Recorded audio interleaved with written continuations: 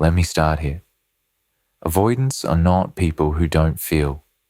This is one of the most critical misunderstandings about avoidant attachment, and if you've been with an avoidant, you've probably internalized this myth in ways that have kept you stuck. Avoidants feel deeply. They feel so deeply, in fact, that the intensity of their own emotions becomes terrifying. They didn't reject you because you weren't enough. They rejected you because loving you made them feel too much. And that much feeling, in their wiring, in the neural pathways formed in their earliest relationships, equals danger. An avoidantly attached person typically grows up in an environment where emotional expression was either dismissed, criticized, or met with coldness. Maybe a parent was emotionally unavailable. Maybe vulnerability was punished. Maybe they learned that the way to survive was to become small, independent, and unreachable. By the time they're an adult, they've developed an entire defense system built around the philosophy that they don't need anyone, that relying on others is weakness, that the safest place is inside their own mind, away from the messiness and unpredictability of genuine human connection. Picture a young avoidant in the making. Perhaps their father was present physically, but emotionally absent, or their mother was overwhelmed and couldn't attune to their emotional needs. When they cried, maybe they weren't comforted. When they showed fear, maybe they were told to toughen up. When they sought reassurance, maybe they were met with impatience or irritation. Over thousands of micro-interactions, they learned a crucial lesson. Your emotions are a burden to others. Your vulnerability is unwelcome.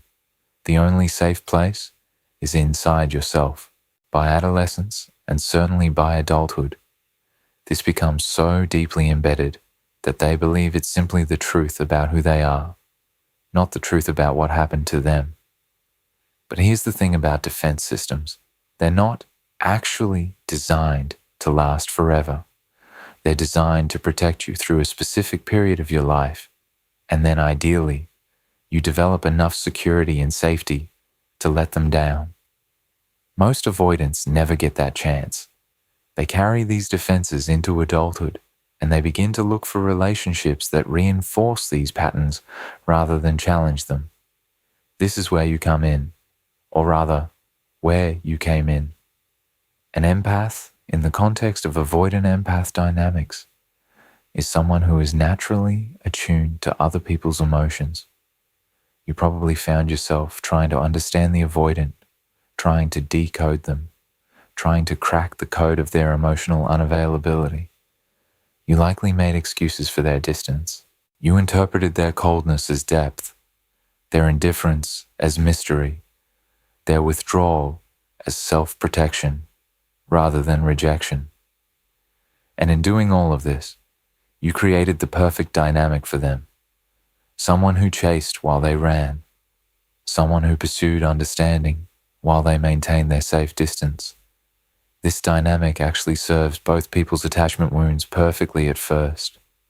You get to feel needed, to feel important, to feel like your love is powerful enough to reach someone who seems unreachable. And they get to feel pursued, but from a safe distance, because you're always the one doing the reaching, and they maintain the illusion of control. They can leave whenever they want.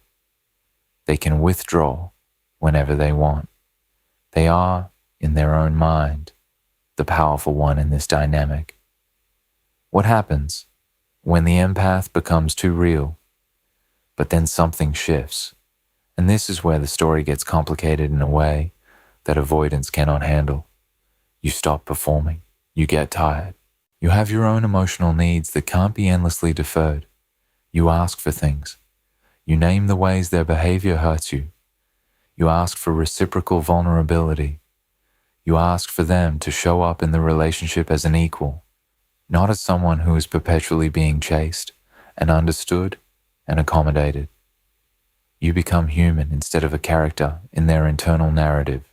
And this is the moment that terrifies avoidance more than almost anything else. Maybe it starts small.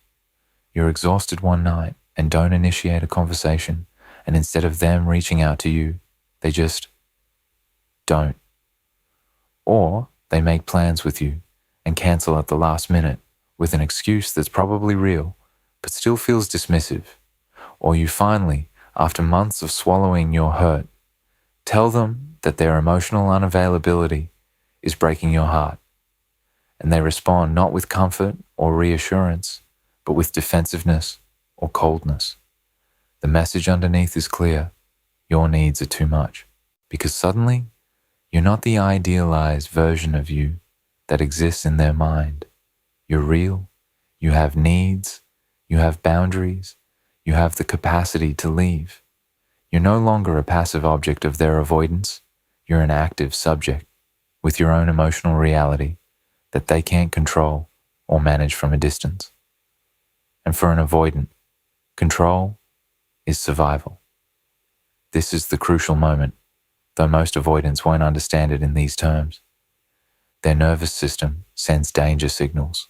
Their threat detection system, so finely tuned by years of relational trauma, suddenly identifies a threat. You are becoming an equal. You are becoming someone who cannot be managed. You are becoming someone who has demands, and demands feel like suffocation. So they do what they've always done. They run. When you finally reach the breaking point, when you finally say, I can't keep doing this, it often comes as a shock to the avoidant, even though you've been telling them this for months, because they weren't listening to the content of your words. They were only monitoring whether you were still chasing, still trying, still making it safe for them to remain distant. The moment you stop chasing, you disappear from their emotional radar. And they let you go. They don't fight for you, because fighting for you would require vulnerability, would require admitting that they actually need you, that your leaving hurts them. So you leave. And in that absence, something unexpected happens in the avoidant's internal world. The void and the realization.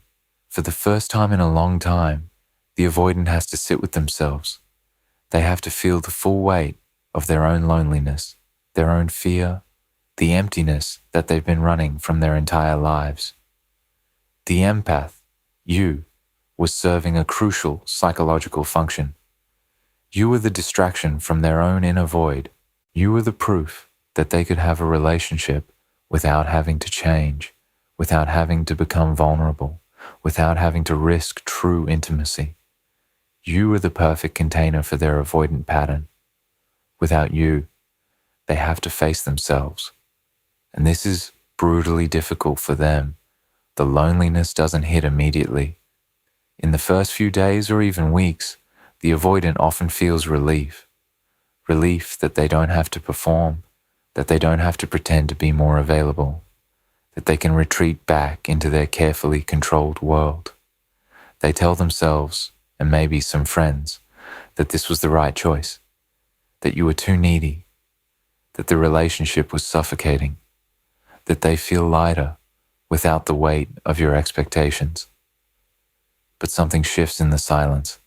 At the same time, something else is happening. Time is passing. The avoidant is going about their life, telling themselves they made the right choice, that they're fine, that they don't actually need anyone. But underneath that narrative, there's something else stirring. They begin to think about you more often than they want to admit. They remember moments of genuine connection. Maybe there were more of those than they want to acknowledge. They realize slowly and with a lot of resistance that not every moment with you was suffocating. Some moments were actually expansive. Some moments actually made them feel more alive, not less. And here's where the revision of history begins. They start to selectively remember. They remember the time you surprised them with their favorite meal, but they don't remember the conversations where they refused to have any vulnerable dialogue. They remember your laugh, but they don't remember feeling increasingly desperate for you to just acknowledge your own needs for once. They remember specific moments of physical affection, but they don't remember the long nights where you lay beside them, feeling invisible and abandoned. And here's the kicker. they begin to idealize you. This is not because you're actually more wonderful than you were when you were together. It's because distance transforms people. In memory, you become more perfect, more understanding, more forgiving than you actually were.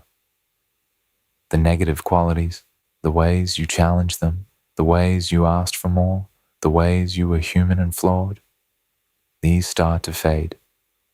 What remains is the image of you as the one person who saw them, who understood them, who loved them, even when they were at their most offended. But it's not just memory magic at work here. Something deeper is happening on a neurological and psychological level. The neuroscience of avoidant awakening. Avoidants who have been in close relationships with empaths often experience what we might call a secure moment, a period of time where the safety of the relationship actually began to rewire their nervous system. When an empath is consistently present, consistently patient, consistently willing to understand and validate, the avoidance threat response system eventually starts to recognize that it's actually safe to let down the walls. This doesn't happen consciously. It happens at the level of the vagus nerve, the limbic system, the deep structures of the brain that regulate attachment and safety. Let me explain this in more neurobiological detail, because this is actually the key to understanding why the avoidance return is so compelling, but also so dangerous. Your nervous system has what's called a threat detection system.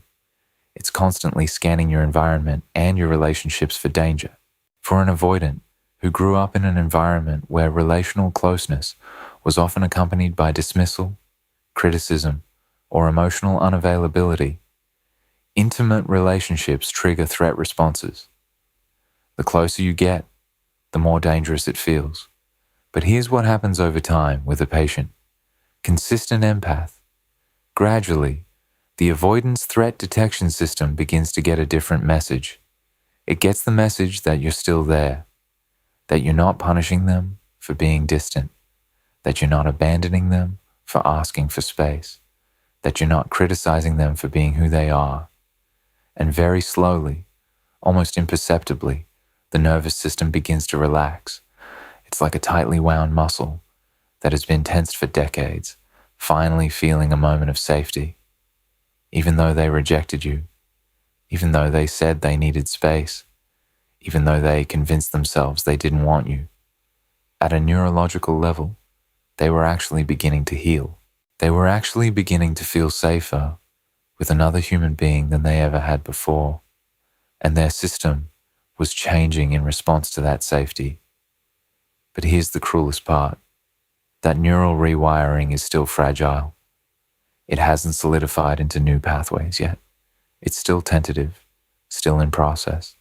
And when you leave, you take that safe space with you. And the avoidance nervous system doesn't know what to do. It had begun to regulate itself around your presence. It had begun to trust, even if their conscious mind was still in denial about it. And now, there's an absence where there was supposed to be safety. The avoidant begins to experience what can only be described as withdrawal. They feel more anxious than they did when you were together, even though they told themselves they were relieved. They feel more alone than they did when you were together, even though they said they wanted to be alone. They feel more lost than they did when you were together, even though they were the ones who said they needed to find themselves. This is not because you were perfect. This is because your presence, whether they consciously acknowledged it or not, was regulating their nervous system in ways that their own solitude cannot. This is the biological reality that empaths need to understand. You became their co-regulator. Your presence helped calm their nervous system. Your consistency helped teach their body that relationships could be safe. And the moment you left, they lost that external regulator and their nervous system crashed. At this point, the avoidant begins to have a realization, but it's a twisted realization. They don't think, I need to work on myself and my attachment patterns. Instead, they think, I need them back, but I can't admit that. I can't be the one to reach out. I can't be the one to be vulnerable. So they begin to think about ways to make you come to them. They begin to wonder if they can get you back in a way that allows them to maintain their defensive posture. And in this wondering, the breadcrumbs begin. The contract they want to rewrite. When an avoidant who has rejected an empath begins to circle back, they're often operating from a hidden fantasy. The fantasy is that you will come back, but you will be different this time. You will have accepted their limitations. You will have lowered your expectations. You will have become less needy, less demanding, less human. The fantasy is that you can have a relationship where you get to love them and they get to remain defended, and nobody has to change. This fantasy is so seductive because it's partially based on truth. Yes, time has passed. Yes, you probably have grown. Yes, you probably have more clarity now about what you will and won't accept. But the avoidance fantasy is that your growth means you'll accept less, not that you'll demand more. They're hoping you've learned to love them with smaller gestures, with fewer demands, with less of yourself required. This is why their reach-out messages are often so carefully calibrated. They're not saying, I miss you, because that would be vulnerable.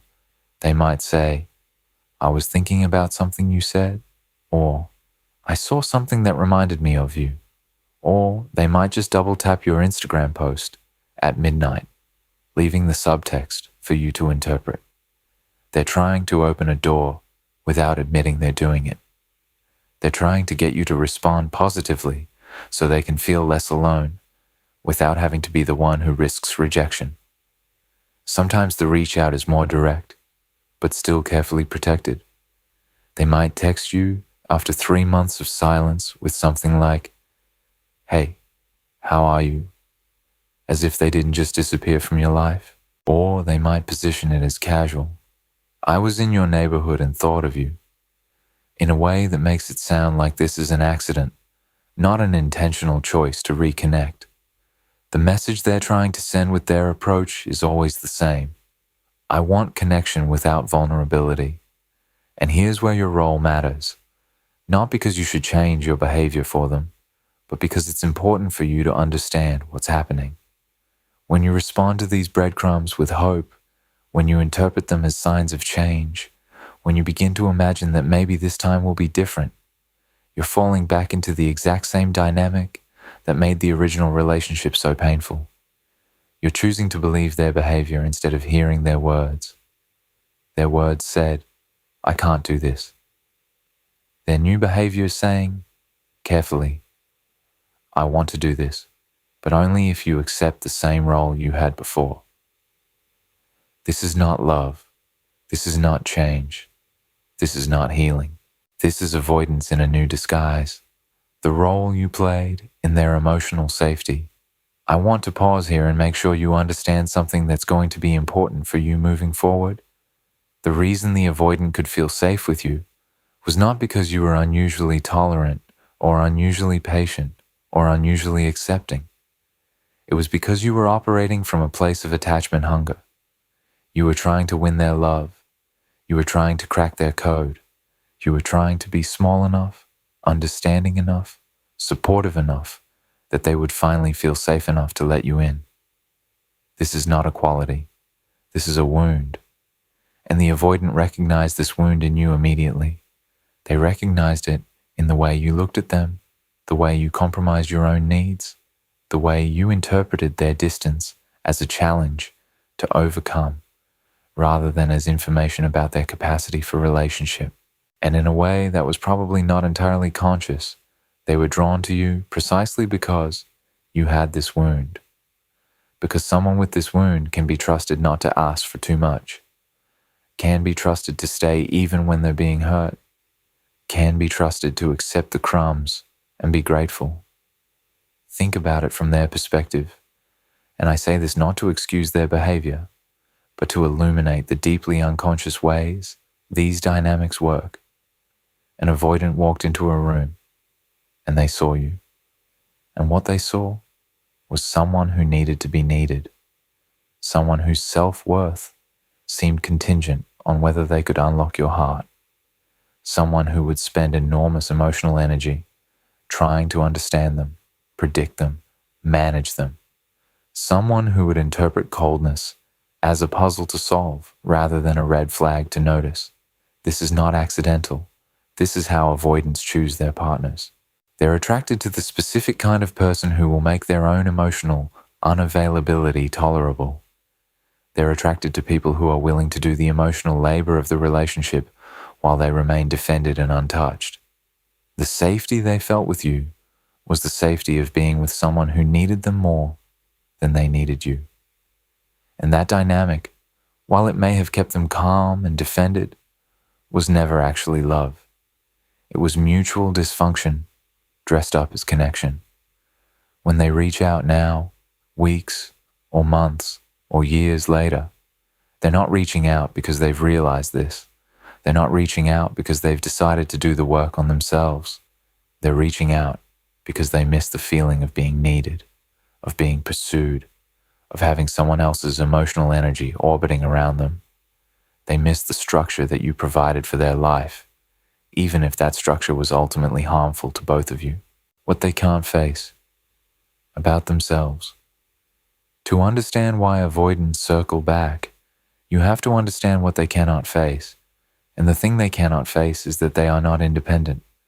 Despite everything they believe about themselves, despite the narrative they tell themselves about being strong and self-sufficient and unable to be vulnerable, they are as dependent as anyone else.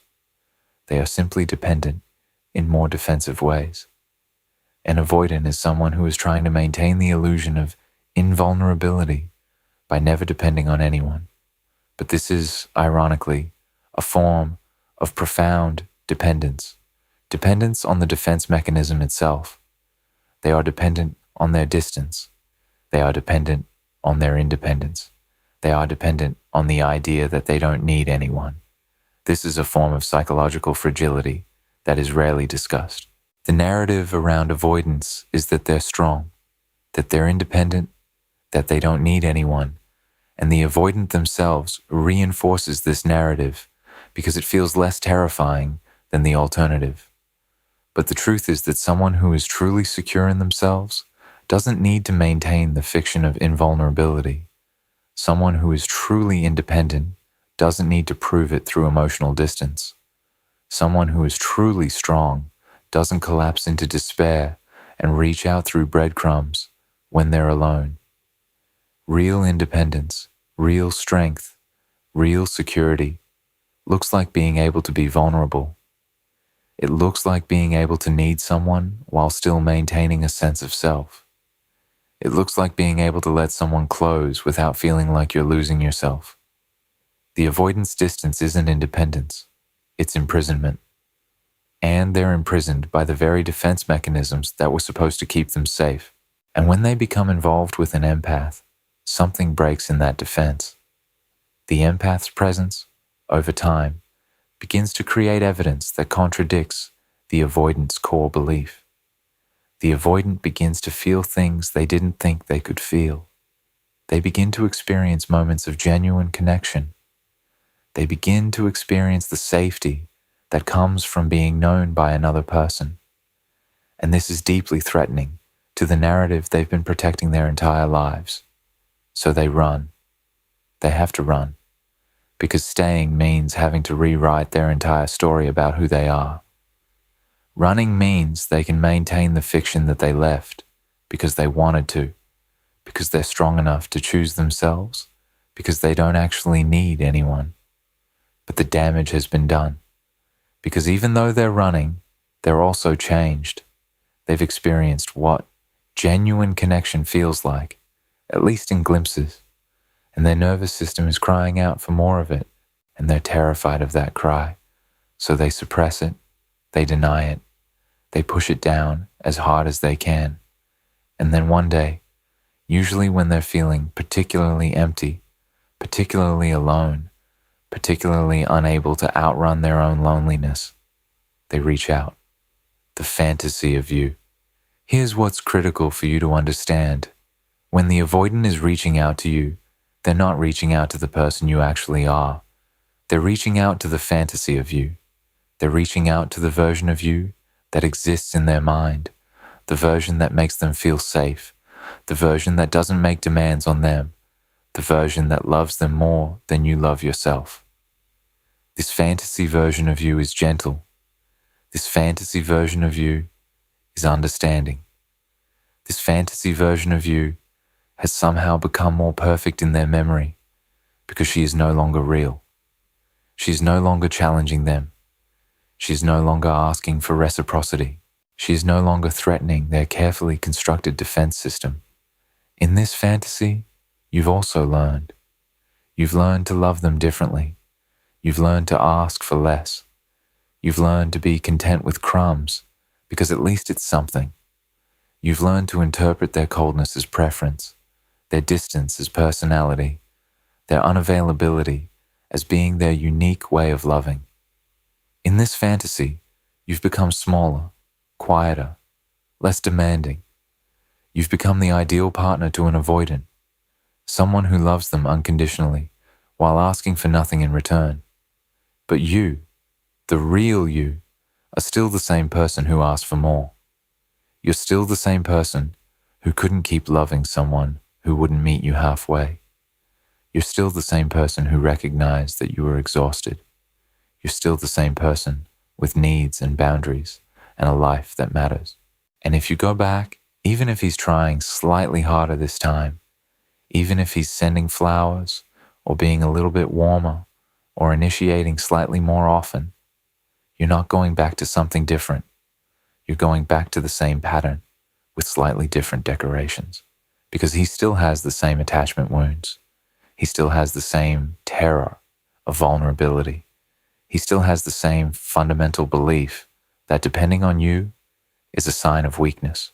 The only thing that's changed is his desperation. And desperation is not the same as change.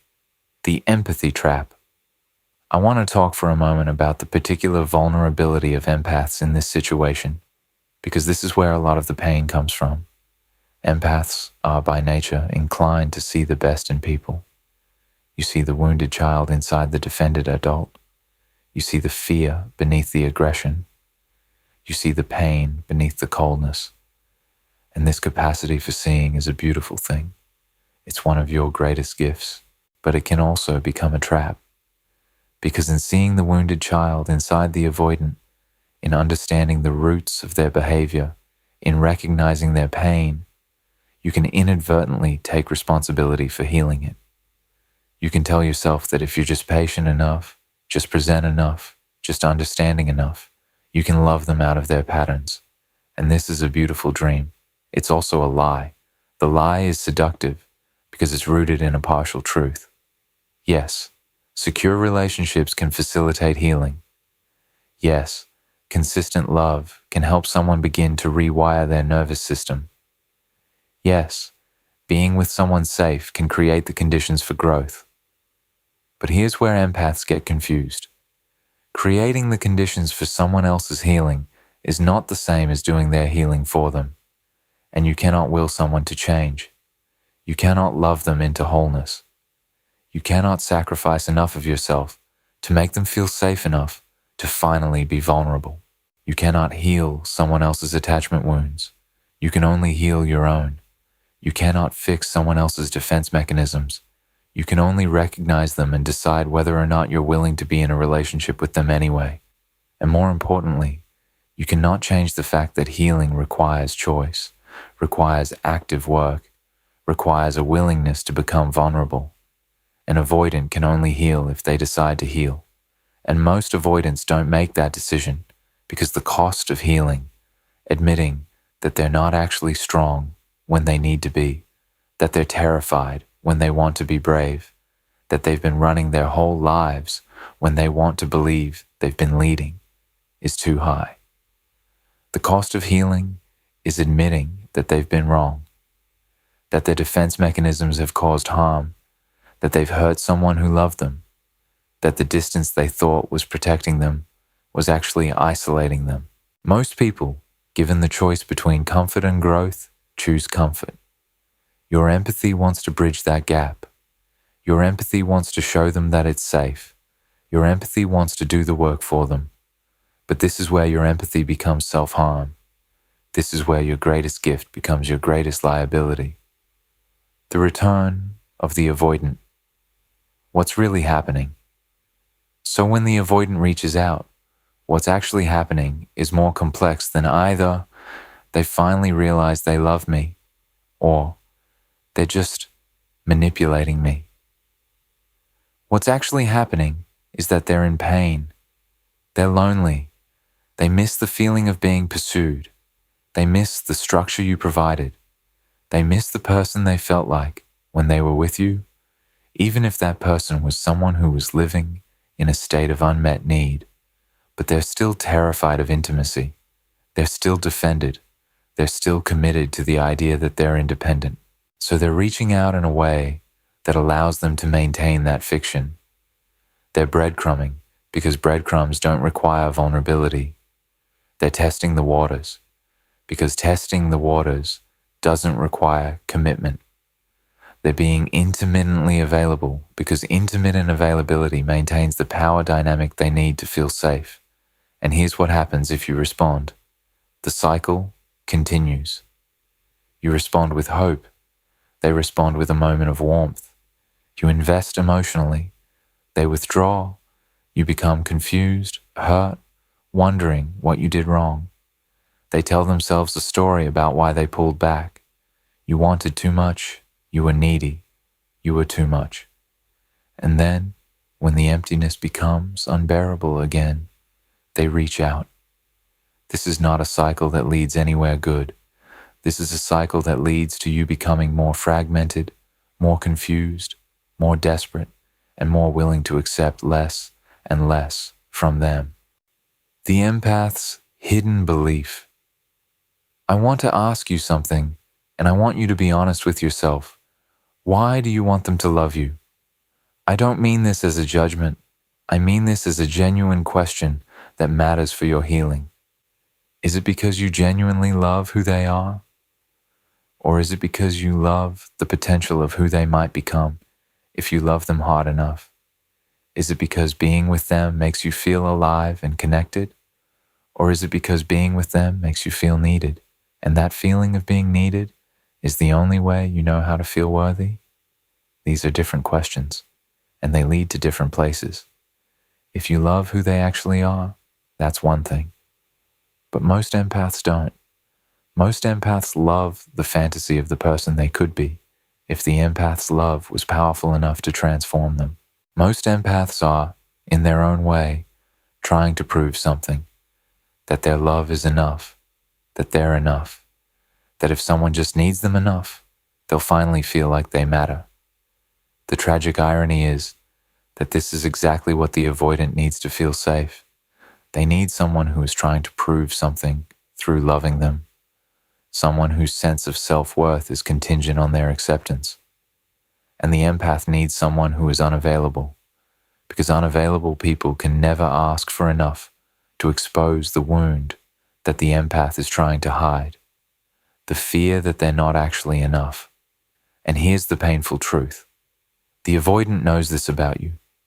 The avoidant recognizes this wound in you because wound recognizes wound.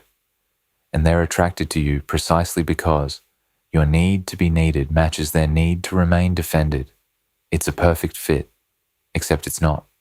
It's a perfectly terrible fit. The real reason they circle back. So let me say this clearly. Avoidants circle back to empaths, not because they've experienced some sudden spiritual awakening. They circle back because they've experienced acute loneliness, and they remember that you made that loneliness bearable. They circle back because they've experienced a moment of wanting genuine connection, and they remember that you seem to offer that. They circle back because they've experienced a weakness in themselves that they can't control, and they remember that you didn't judge them for their weakness, but they circle back with all of their defenses still intact. They circle back because they think they can have intimacy without vulnerability. They circle back because they think they can have connection without dependence. They circle back because they think you've somehow changed enough to accept them as they are, while they remain fundamentally unwilling to change. And if you accept them on these terms, you're not actually accepting them, you're abandoning yourself. The avoidance inner monologue. During the fall. Let me offer you another perspective that might help you understand what's actually happening inside the avoidance mind when they're experiencing this pullback toward you. This is what their internal experience might sound like, though they would never admit it aloud. I don't need them. I'm fine. I'm better, actually. I'm more focused on myself. I'm stronger. I'm independent. This is what I wanted. But underneath, a quieter voice. Why do I think about them at 3 a.m.? Why does their absence feel like a weight? Why can't I concentrate? This is just temporary. Once I've had some space, I'll realize I was right to leave. I'll realize they were suffocating me. But was it suffocating? Or was that just my fear talking? No, it was suffocating. I was clearly suffocating. I couldn't be myself. They were too needy, too demanding. But they made me feel understood. They made me feel less alone. And now I feel more alone than I ever have. Is that because they're gone?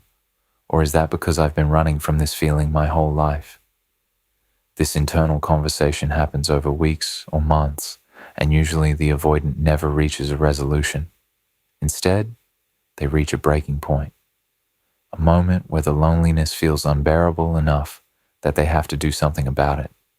And what they do is reach out, not to apologize, not to be vulnerable, not to admit what they're really feeling, but to test the waters, to see if you might still be available to make them feel less alone.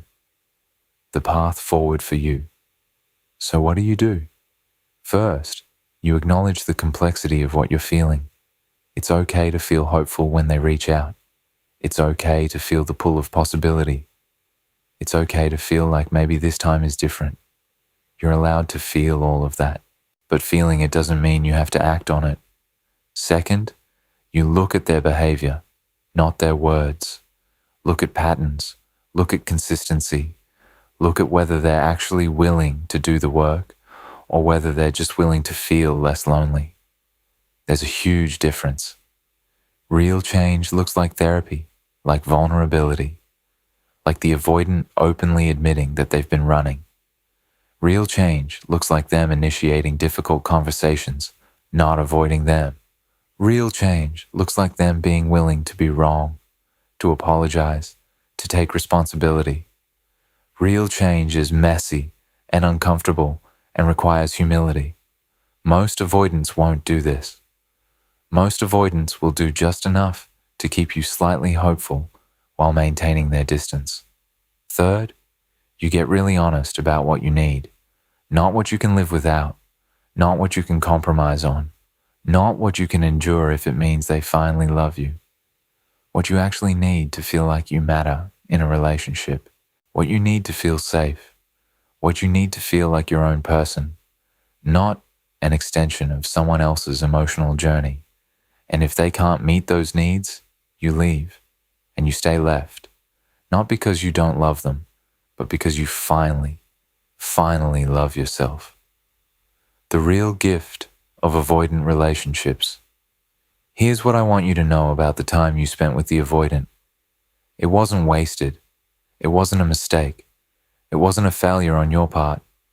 It was an education. It was a training ground for understanding your own attachment wounds, your own patterns, your own deep hunger to be needed, and that understanding is valuable. Many empaths spend their entire lives without understanding why they're drawn to unavailable people. They just keep choosing them again and again, wondering why they can't seem to find someone who loves them back.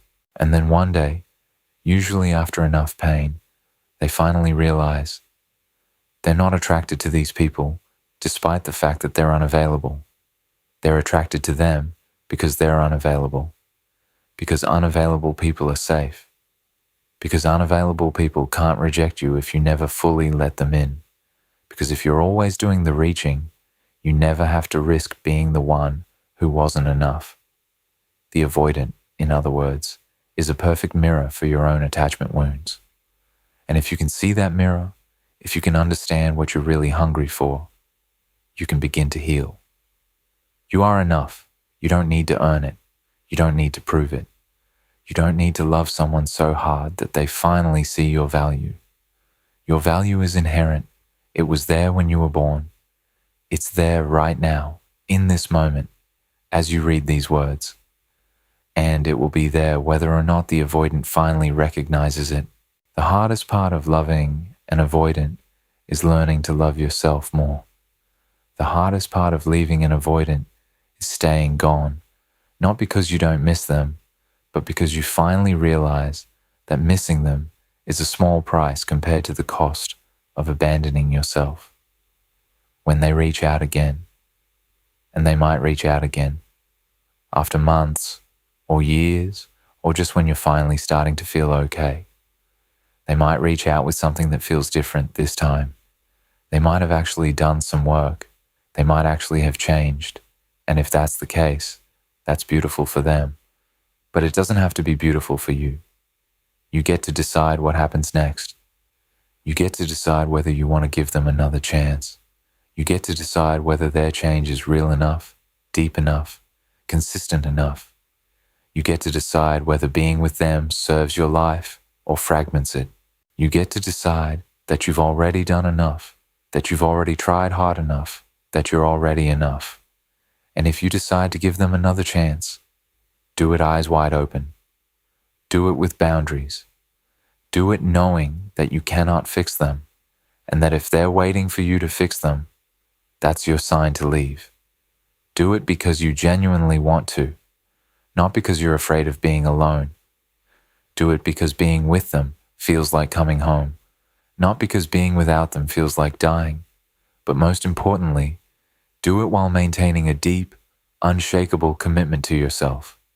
Because you're the only person who gets to stay with you for your entire life. You're the only one who has to live with the choices you make. You're the only one who has to feel the weight of the compromises.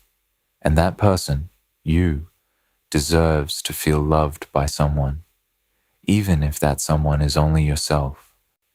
The paradox resolved. So we return to where we began, the paradox of why avoidants fall in love with the empaths they rejected. The answer is complex. It's partly about the neurology of safety and regulation. It's partly about the human need for connection that avoidants can't fully suppress. It's partly about the way distance transforms memory. It's partly about the desperate hope that maybe, somehow, they can have connection without vulnerability. But underneath all of that, the deepest answer is this. They didn't actually fall out of love. They fell into fear, and fear made them run, and running made them lonely, and loneliness made them remember why they loved in the first place. And now they're trying to go back, not realizing that you can't actually go back. You can only go forward, changed by what happened, carrying the lessons of it, hopefully carrying a deeper understanding of yourself. The gift they've given you, whether they meant to or not, is clarity. Clarity about what you won't accept anymore. Clarity about what you actually deserve. Clarity about the fact that you are capable of loving fully, of caring deeply, of seeing beauty and potential in others. And these are beautiful capacities, but they're only beautiful if they're paired with the capacity to love yourself at least as much as you love them. And if you take nothing else from this, take this. The fact that they finally realized they wanted you doesn't make you worth more. You were worth it the whole time. They just weren't capable of seeing it until you left. And that's not about you. That's about them. And their inability to see your worth when you were right in front of them is the most important information you'll ever receive about whether they're actually capable of the kind of relationship you deserve. You deserve someone who doesn't need to lose you to appreciate you. You deserve someone who can see your light while you're still shining it on them. You deserve someone who doesn't need you to chase them in order to feel safe. You deserve someone who can do their own work while also showing up for you.